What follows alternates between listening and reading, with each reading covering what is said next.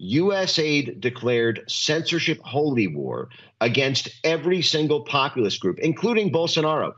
Steve, I'm telling you right now, if USAID did not exist, Bolsonaro would still be the president of Brazil, and Brazil would still have a free and open internet.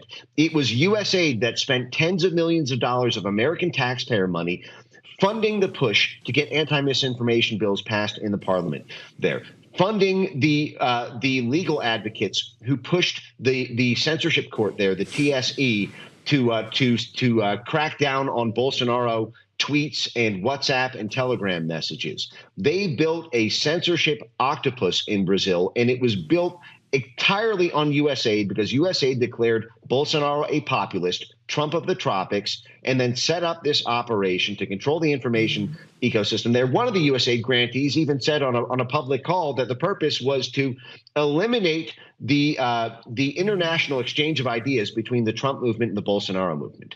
That's what USAID does. They kill domestic populism because it gets in the way of their foreign policy goals.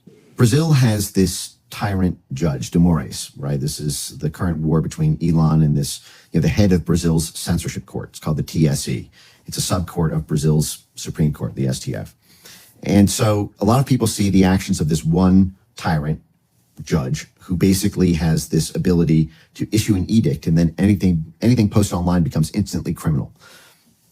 Sitting parliamentarians in Brazil call the current president, Lula, a thief. And the judge says, you're not allowed to say that. The person faces, a criminal judgment for demeaning the current president. Going after journalists, going after politicians, going after ordinary civilians by any edict. But there's a whole censorship substructure to what de Moraes is involved in. There's, advisory councils. There's a whole coterie of flaggers who propose the things to be flagged, who do then the narrative network mapping, who challenges the results of Brazil's 2022 election.